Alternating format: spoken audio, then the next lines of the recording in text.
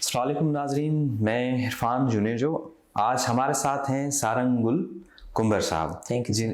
जिन्होंने CSS 2021 में जो है CTG ग्रुप में जो है एलोकेटेड हुए हैं। ये कैसे हैं सर आप? सर मैं ठीक हूँ बिल्कुल। आप सुनाए, आप कैसे हैं? ठीक ठाक। आप अपना थोड़ा सा तारुफ कराएं हमें नाजरीन को। सर मेरा नाम सारंगुल कुंबर है और मेरा ताल्लुक जो है चुअट जमाली डिस्ट्रिक्ट सुजावल से है। पहले जो सुजावल था वो डिस्ट्रिक्ट ठट्टा का पार्ट था। और after 2013 it has been made a district, and my basic education is from my village, and I have done my matriculation from Government Boys High School, and after that I joined Army Public School for intermediate, and then I done my BS from University of Sindh in History of English Language and Literature. And then I started my preparation of CSS in 2016, and this was my third attempt that I have qualified. In my first attempt I failed in optional subject US history in one subject, and in my second attempt I failed in essay in 2020, and this was my third attempt. ये बताएं कि आपके जो optional subjects थे वो कौन कौन से थे? सर मेरे जो ऑप्शनल सब्जेक्ट्स थे वो इंटरनेशनल रिलेशंस था, जेंडर स्टडीज़ था, international law, Sindhi and history of USA था। अच्छा, इसमें इंटरनेशनल लॉ हमने सुना है कि लो स्कोरिंग है। अच्छा, ऐसे ऑप्शनल सब्जेक्ट्स में है लो स्कोरिंग ट्रेंड वगैरह एनीथिंग? जी बिल्कुल, ये बहुत ही इसका इम्पॉर्टेंट रोल है। मैं तो कहता हूँ कि जो ऑप्शनल सब्जेक्ट्स हैं वो आपकी पसंद और नापसंद पर नहीं होने चाहिए। ये स्कोरिंग ट्रेंड के मुताबिक होने चाहिए, क्योंकि मैंने देखा कि IR इंटरनेशनल लॉ ये मेरे पसंदीदा सब्जेक्ट से, मेरा इंटरेस्ट था बहुत ज़्यादा इनमें, तो ये मुझे आइला ने बहुत ज़्यादा झटका दिया था। तो इस वजह से भी मेरे 40 मार्क्स हैं आइला में। तो मेरा ख्याल है कि आपको जब भी ऑप्शनल सेलेक्ट करने चाहिए वो इंटरेस्ट को छोड़कर स्कोरिंग ट्रेंड पर ही जाना चाहिए। इससे ही आपको ज़्यादा बेनिफिट होगा। इससे क्या होगा कि आपको जो एलोकेशन वगैरह इसमें आपकी हेल्प आउट होगी। तो ये मेरा ख्याल है जी। अच्छा, ये हमने जो है देखा है कि CSS जिसमें आपने एग्जाम पास किया 2021 में, इसमें ज़्यादातर कंपलसरी सब्जेक्ट्स ने जो है लोगों को फेल किया है, तो इसका क्या रीज़न है? सर बेसिकली ये होता है कि कंपलसरी जो सब्जेक्ट्स होते हैं वो हमेशा उनमें स्कोर लो ही रहता है। हम देखते हैं कि पिछले 3-4 सालों से हम देख रहे हैं कि इस्लामियात लो स्कोरिंग है, करंट अफेयर, पाकिस्तान अफेयर्स बहुत ज़्यादा लो स्कोरिंग हुआ। तो ये एक्सपेक्टेशंस रखनी चाहिए कि भाई कंपलसरी जो सब्जेक्ट्स हैं उनमें हमारा स्कोर लो हो सकता है, मगर कभी भी ये नहीं सोचना चाहिए कि हमें उनकी तैयारी जो है थोड़ी कम करनी चाहिए। बहुत ज़्यादा टाइम देना चाहिए। जो भी 12 सब्जेक्ट्स हैं आपके कंपलसरी हैं या ऑप्शनल है, बिल्कुल एक साथ टाइम देना है, एक साथ एफर्ट लगानी है, एक साथ रिसोर्सेज उनके आपने इंक्रीज करने ताकि आप अच्छे रिसोर्सेज से पढ़ें। हर एक सब्जेक्ट को आपने समझना है, और बिलखुसूसन जो एसे और कंपोजिशन है आपने उस पर तो बहुत ज़्यादा टाइम देना है, क्योंकि ये आपकी जितनी भी जर्नी है 1 साल 2 साल जितना भी आपको टाइम लगे इसको क्वालिफाई करने में, एसे और कंपोजिशन को आपको रेगुलर बेसिस पे करना है, ताकि ऐसा ना हो कि आपको जो इंग्लिश, क्योंकि बहुत ज़्यादा ज़रूरी होती है CSS में, इसलिए आपको ग्रिप होनी चाहिए इंग्लिश पे। जी सारंग, अभी हम कंपलसरी पे ही बात कर रहे थे, तो मुझे ये बताएं थोड़ा सा कि इसमें करंट अफेयर स्पेसिफिक जो है और उसमें न्यूज़पेपर कितना रोल प्ले करता है? करंट अफेयर कैसे तैयार करें हम? यार हम देखें कि जो न्यूज़पेपर है ना वो ओवरऑल बहुत ज़्यादा इंपॉर्टेंट है, इस वजह से क्योंकि आपको ये ऐसे में भी हेल्प आउट करता है, और रेगुलरली जो न्यूज़पेपर पढ़ने से ये भी होता है कि आपकी रीडिंग की हैबिट डेवलप होती है।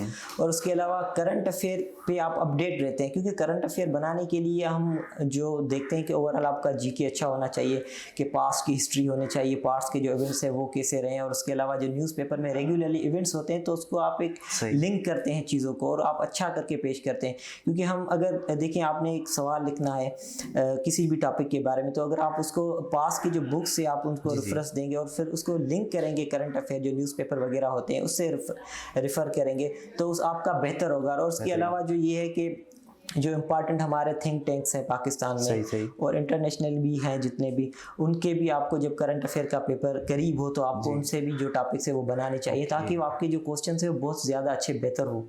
अच्छा, इसमें कंपलसरी सब्जेक्ट्स या ऑप्शन में किसी भी सब्जेक्ट में मैक्सिमम मार्क्स कैसे ले सकते हैं हम? कौन सी टिप्स ट्रिक्स वगैरह हम यूज़ करें इसमें? यार मेरा जो ख्याल है ना, बेसिकली आपकी इंग्लिश बहुत ज़्यादा अच्छी होनी चाहिए, ठीक, एक्सप्रेस होनी चाहिए, लगे कि भाई इसकी इंग्लिश अच्छी है। फर्स्ट बेसिक रूल ये है। उसके बाद आपकी जो लेंथ भी मैटर करती है, हेडिंग्स वगैरह भी जो आप लगाते हैं, आपका इंट्रोडक्शन अच्छा होना चाहिए, और आप जो लिखें उसमें अपना भी ओपिनियन हो, रेफरेंसेस वगैरह भी होना चाहिए, चार्ट्स वगैरह होने चाहिए। आप जितना प्रेजेंटेशन, आपको जितना मटेरियल है उसकी प्रेजेंटेशन आप अच्छी करेंगे ज़्यादा मार्क्स आएंगे। इसमें आपका ओपिनियन भी मैटर करता है, जो आप एनालिसिस वगैरह देते हैं या इंट्रोडक्शन में या कंक्लूजन में, ये सारी चीज़ें मैटर करती हैं बहुत।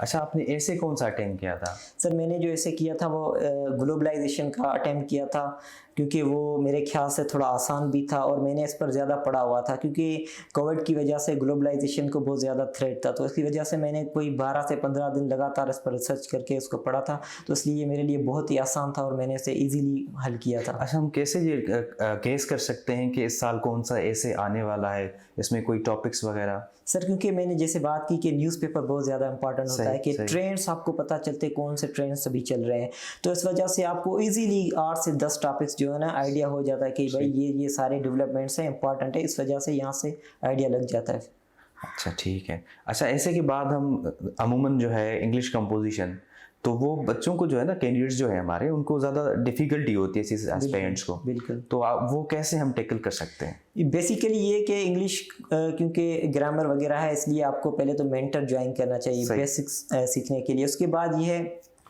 कि खुद आपको बुक्स पढ़नी चाहिए। फर्स्ट आप इजी कोई बुक उठा लें, भले वो सिंधी में हो, उर्दू में हो, उसके बाद जो इंग्लिश की बुक्स हैं।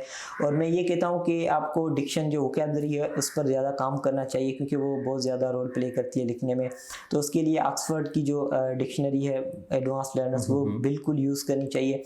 हमारे यहाँ के लोग, लड़के जो कैंडिडेट्स होते हैं, वो जो कंटेक्स्ट में वर्ड्स होते हैं वो यूज़ नहीं करते, वो गलत वर्ड्स यूज़ करते हैं। इसलिए ज़रूरी है कि आप जो डिक्शनरी है उसको ठीक तरह से पढ़ें, समझिए कि उसकी जो वर्ड, उसकी मीनिंग वगैरह क्या, उसका कंटेक्स्ट क्या है, कैसे वो यूज़ हो जा।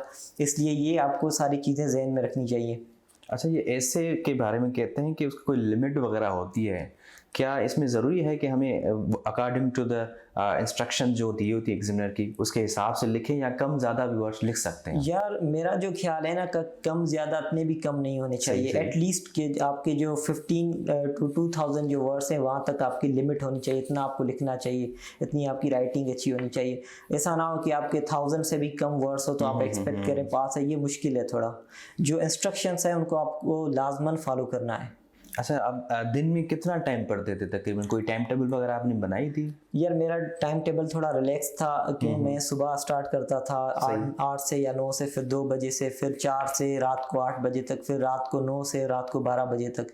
तो ये मेरा टाइम टेबल डिवाइडेड था। इसके बीच में मैं थोड़ी जो आप रिलैक्सेशन होती है, भाई थोड़ा आराम कर लिया, ये वो घूमने चले गए। मगर जो भी टाइम आपने सिलेक्ट किया, मसलन मेरा ये ख्याल होता है अगर कोई मॉर्निंग में पढ़ता है तो मॉर्निंग में जो 8 से 2 बजे तक का जो टाइम है वो बिल्कुल आप बैठ कर पढ़ें, वो टाइम आप ना ज़ाया करें, क्योंकि सुबह के टाइम पर आप जितना ज़्यादा काम करेंगे उतना ज़्यादा आपने प्रोडक्टिव, हाँ बिल्कुल प्रोडक्टिव होगा। अच्छा, आपने ज़्यादातर अगर कोई न्यूली स्टार्ट करता है कैंडिडेट, तो उसको कितना टाइम रिक्वायर्ड होना चाहिए?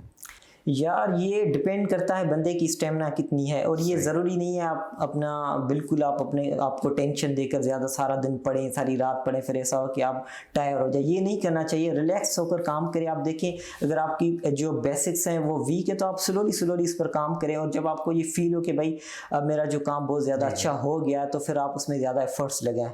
बिल्कुल ये नहीं है कि भाई बैठे अभी वो समझ में ही नहीं आ रही बात के सारा दिन सारी रात बैठे रहें, बात भी ना समझ में आ, खुद को टेंशन ना दे, रिलैक्स होकर आप काम करें। अच्छा, ये बताएं कॉमेक्स पे आपका कैसा एक्सपीरियंस रहा? सर कॉमेक्स पे मेरा बहुत ही अच्छा एक्सपीरियंस है। मैं समझता हूँ कि सिंध में बेसिकली कॉमेक्स बहुत ही अच्छा एक प्लेटफॉर्म है, क्योंकि बहुत से जो हमारे कैंडिडेट्स हैं वो कोई रिमोट एरियाज़ में नहीं जा सकते, जैसे लाहौर हो गया, इस्लामाबाद, मगर कॉमेक्स एक बहुत ही अच्छा प्लेटफॉर्म है। यहाँ पर अच्छे मेंटर्स हैं, गाइडेंस है, सारी चीज़ें आपको अवेलेबल करके देते हैं। सिंध के लिए तो बहुत ही बेहतर है, मुफीद है कॉमेक्स। अच्छा, कोई अपकमिंग हमारे जो सीएसएस एस्पिरेंट्स हैं उसके लिए कोई मैसेज आप देना चाहें? यार मैसेज ये कि आप हार्ड वर्क बहुत ज़्यादा करें, कमिटेड हो। बहुत से लड़के ये कहते हैं प्लान कैसे करें, कैसे चीज़ें बनाएं। भाई जब आप बैठेंगे, हार्ड वर्क करेंगे, आप जब बैठेंगे तो आपको रास्ते खुद ब खुद निकल आते हैं। इसलिए ज़रूरी है कि मेहनत करें, कमिटेड रहें, और अपनी जो थिंकिंग है वो पॉजिटिव रखें। Thank you Sarang so much. Thank you very much sir. जी, ये थे सारंग, आपने इनका इंटरव्यू सुना, एंड होप के आपके बहुत सारे क्वेश्चंस जो थे उनके आंसर्स आपको मिल चुके होंगे। इंशाल्लाह मिलते हैं नेक्स्ट इंटरव्यू में। अल्लाह हाफिज़, थैंक यू।